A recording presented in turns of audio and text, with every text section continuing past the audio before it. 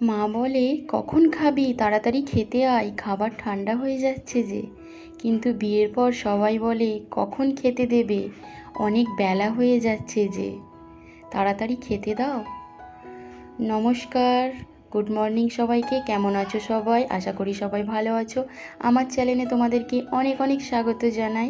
আমি তনুশ্রী। আজকে আবারও একটা নতুন ভিডিও নিয়ে তোমাদের সামনে হাজির হলাম। তো আমি তামিলনাড়ু থেকে চলে এসেছি 2-3 দিন হলো, আর এখন আমি যাচ্ছি শ্বশুরবাড়ি। তাই জন্য ব্যাগ গোছাতে আরম্ভ করেছি। তো এটা মায়ের শাড়ি, মায়ের শাড়িটাও নিয়ে যাব, ফলস পাড় বসিয়ে দেবো। আর এটা শাশুড়ি মায়ের শাড়ি। তো যাকে ব্যাগপত্র গোছানো চলছে। আর আমার তো ভালো লাগছে না একদমই যেতে, কারণ অনেক দিন পর বাপের বাড়ি এসেছি। আর এদিকে দেখো রোহন রায়ান ওরা দুজনেই রেডি হয়ে গেছে, আর আমিও রেডি হয়ে গেছি।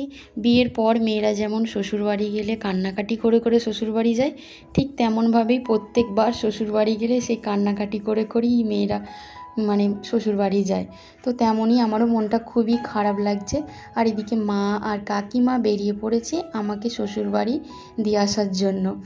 তো মায়েদের মনটা খারাপ যে অনেক দিন পর এসেছি, 2 দিন থাকলাম না, শ্বশুরবাড়ি যাচ্ছি। তো 2 দিন ঘুরে আসি, তারপরে আবার এখানে এসে থাকবো, মাকে বললাম। আর বাপি যেতে পারলো না, বাপির অনেক কাজ আছে, তাই জন্য বাপি আর গেল না। মা আর কাকিমাই আমাকে দিতে যাচ্ছে। আর রোহন রায়ানেরও মনটা একটু খারাপ, কারণ আমরা সবাই জানি মামার বাড়ির মজাই আলাদা, তাই না বন্ধুরা? মামার বাড়ি থাকতে কার না ভালো লাগে, ছোটোবেলার মজাটাই তো আলাদা মামার বাড়িতে। তো তাই জন্য ওদেরও মনটা খারাপ। আর সকাল থেকেই প্রচণ্ড গরম, রোদ্দুর দিয়েছে, এখন চলছে 45 ডিগ্রি।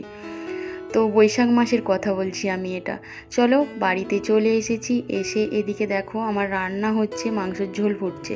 ওদিকে আমার শাশুড়ি, আমার মা, কাকিমা সবাই গল্প করছে, আর আমি এখানে রান্না করছি। প্রচণ্ড গরম লাগছে, তবু কিছু করার নেই, রান্না তো করতেই হবে। যেহেতু মা কাকিমা এসেছে, তাদেরকে একটু আদর করে খাওয়াতে হবে না? এত দূর থেকে জার্নি করে এসেছি, তাই জন্য একটু কষ্টটা বেশিই হচ্ছে।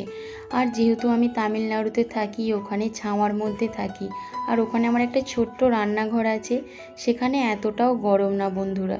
কিন্তু পশ্চিমবাংলায় প্রচুর গরম। আর এই যে রোদ্দুরের মধ্যে রান্না করছি, তোমরা দেখতেই পাচ্ছ, 4-5টা রোদ্দুরে পুরো খাঁ খাঁ করছে। তোমাদেরকে একটু সাইডটা দেখাবো, দাঁড়াও, কীরকম সাইডটা ফাঁকা দেখো। আর প্রচণ্ড গরম লাগছে, কষ্ট লাগছে, কি বলবো। এই দেখো কীরকম চারিদিকটা রোদ্দুর খাঁ খাঁ করছে। এখন বেলা 12টা বাজে, 12টা মানে দেশে প্রচণ্ড গরম হয়। তো যাকে চলো, তোমাদের সঙ্গে কথা বলে বলে আমার এদিকে তরকারি তো হয়ে গেছে, তরকারি কমপ্লিট হয়ে গেছে। এখন আমি মায়েদেরকে খেতে দেবো, কারণ ওরা এসে স্নান টান করে নিয়েছে। আর রায়ান রোহন সবারই স্নান করা হয়ে গেছে, ওদেরকে এখন খেতে দেওয়ার পালা। আর তরকারি এখানে রোদ্দুরের মধ্যে, তরকারির কালার তোমরা দেখতেই পাচ্ছ। তো যাকে ওদেরকে এখন ভাত বেড়ে দিই। আর এই যে সবাইকে আমি একসাথে খেতে দিয়ে দেবো, আমার শাশুড়ি, তারপরে মা, কাকিমা, রোহন, রায়ান, সবাইয়ের ভাত বেড়েছি আমি, সবাইকে একসাথে খেতে দেব। তো তোমাদেরকে প্রথমে কথাটার বলার কারণটা নিশ্চয়ই এবার বুঝতে পেরেছো, যে মেয়েদের বিয়ের পর কেমন চেঞ্জ হতে হয়। তখন মা ডাকতো খাবি আয়, খাবি আয়, কত দেরি করবি, এখনও খাচ্ছিস না কেন, এখনও মা বলে। কিন্তু মা কি আর বলার অতটা সুযোগ পায়? কারণ আমরা বাপের বাড়ির তুলনায় শ্বশুর বাড়িতেই বেশি দিন থাকি, তাই না? তাই জন্য তো যাকে মায়েরা এদিকে খেয়ে নিচ্ছে, আর রায়ান তো একা হাতে খেতে চায় না, রায়ানকে আমি খাওয়াতে বসে গেছি। আর খাওয়াতে খাওয়াতে আমাদের একটু গল্প চলছে। এদিকে শাশুড়ি মা খেতে বসেছেন। খাওয়া দাওয়ার পর মায়েরা বাড়ি চলে যাবে, যেহেতু বাপি বাড়িতে একা আছে, তাই জন্য মাকে থাকতে বলছি, কিন্তু থাকবে না বলছে। তো যাকে একটু রেস্ট নিয়ে ওরা বেরিয়ে পড়েছে বাড়ি যাবে বলে। এখন বেলা 3:30 বাজে, প্রচুর রোদ্দুর, তাই জন্য বলছি একটু পরে যাবে, কিন্তু কথা শুনছে না। কারণ দুজন মহিলা যাবে, যেহেতু বাস পাবে না, কি দেরি হবে, তাই জন্য সন্ধ্যা হয়ে যাবে, বাড়িতে অনেক কাজ আছে। তো এদিকে দেখো প্রচণ্ড রোদ্দুর, আর বেরিয়ে পড়েছে মা ঘর যাবে বলে। তো এখন আমার খুবই কান্না পাচ্ছে, ভিডিওটা কথা বলতে বলতেও আমার খারাপ লাগছে, মায়েরা বাড়ি চলে যাচ্ছে তার জন্য।